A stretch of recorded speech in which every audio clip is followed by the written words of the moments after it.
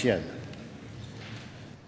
le Président, le Premier ministre et son gouvernement ont annoncé la semaine dernière que plutôt que d'agir sur la laïcité, comme le veut la totalité des membres de cette Assemblée, sauf eux, plutôt que d'agir immédiatement sur l'intégration d'emploi contre le racisme, comme nous l'avons proposé en février avec 20 mesures déposées, le Premier ministre préfère faire une commission d'enquête sur la discrimination systémique. Et lorsque je lui ai dit ça la semaine dernière, il a dit que j'étais négationniste. Un gros mot, Monsieur le Président. On ne peut pas nier qu'après 15 ans de gouvernement libéral, il y a 2 fois plus de chômage chez les Québécois d'adoption que chez les Québécois en général. On ne peut pas nier qu'après 15 ans de gouvernement libéral, c'est plus facile d'avoir un rendez-vous si on a un CV avec un nom comme Couillard qu'avec un nom comme Melbrook. 40 % de plus après 15 ans d'action libérale. On ne peut pas nier qu'après 15 ans de gouvernement libéral, la sous-représentation de la diversité dans la fonction publique est scandaleuse. On ne peut nier rien de ça.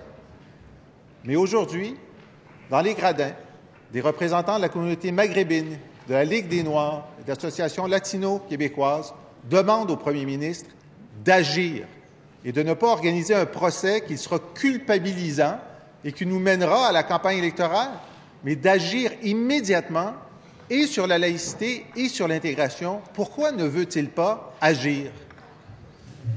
Monsieur le Premier ministre. C'est toujours surprenant, Monsieur le Président, d'entendre le parti qui est l'auteur de la plus grande opération d'exclusion de l'emploi pour les personnes immigrantes. C'est quelque chose qui est une tâche dans l'histoire récente du Québec, Monsieur le Président.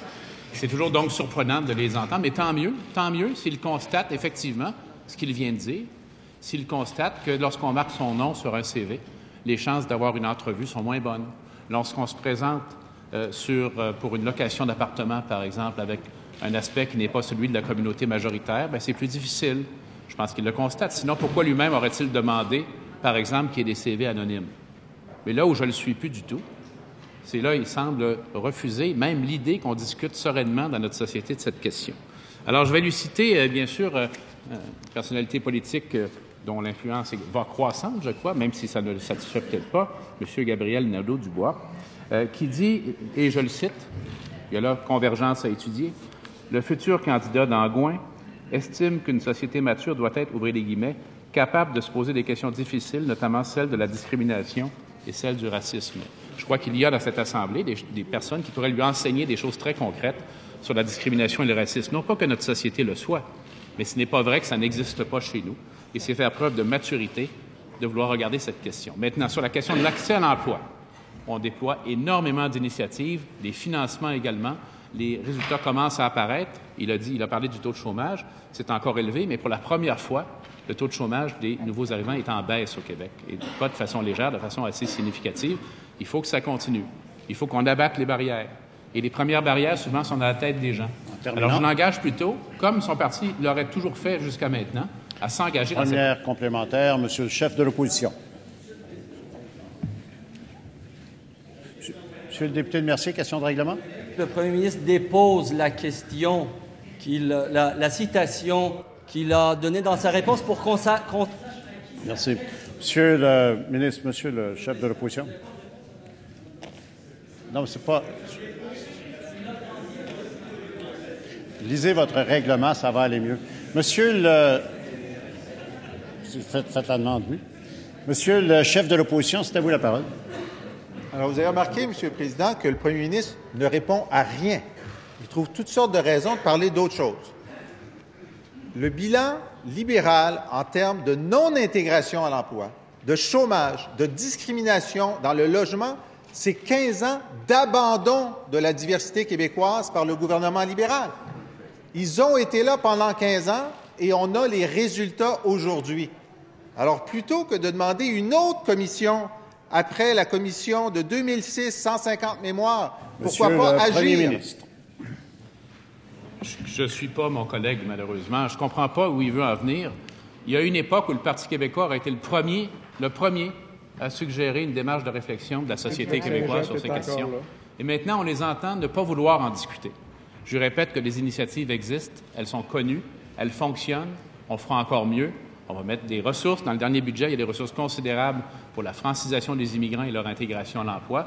On a fait des progrès et on va continuer d'en faire. Mais je répète que c'est très paradoxal d'entendre cette formation politique qui a posé le plus grand geste d'exclusion envers notamment des femmes issues des minorités à l'emploi que le Québec ait connu.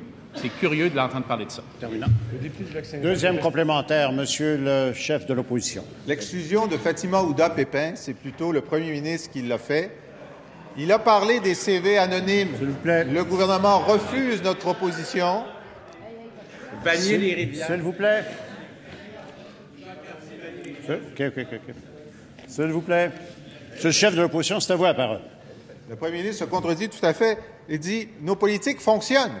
Alors, d'une main, il dit « Il y a trop de chômage, il y a trop d'exclusion, donc ça prend une commission ». Et de l'autre main, il dit « Ça fonctionne ». Non, ça ne fonctionne pas, Monsieur le Premier ministre. Après 15 ans d'abandon libéral de la diversité, de refus d'agir sur les accommodements, il faut de l'action maintenant, pas un procès. Monsieur le Premier ministre. Encore une fois,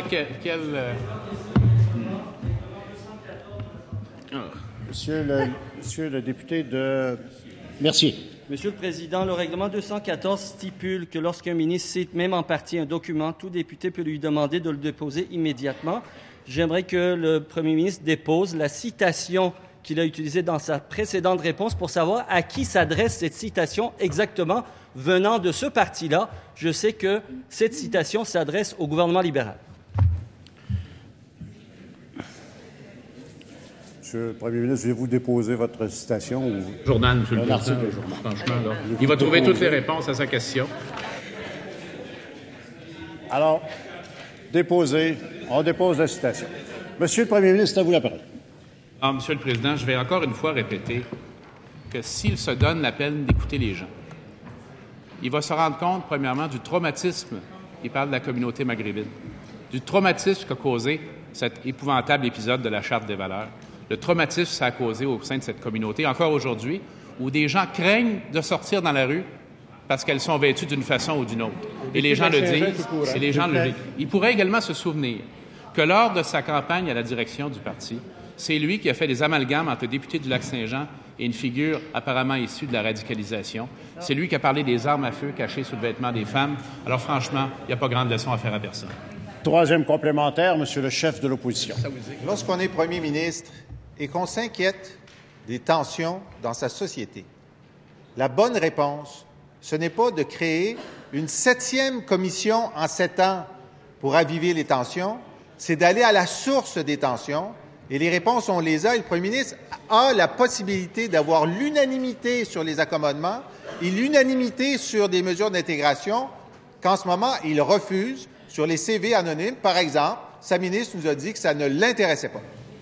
Monsieur le Premier ministre. Pour être très concret, Monsieur le Président, il y a un projet de loi à l'étude actuellement devant l'Assemblée nationale, qui est le projet de loi 98, qui est un projet de loi très important pour la partie du problème qui regarde les ordres professionnels, les médecins, les ingénieurs, les gens des professions, qui, on le sait, ne sont pas accueillis toujours à bras ouverts dans les professions. On veut changer ça, donner beaucoup plus de pouvoir d'agir aux institutions, notamment aux commissaires à l'accès aux professions.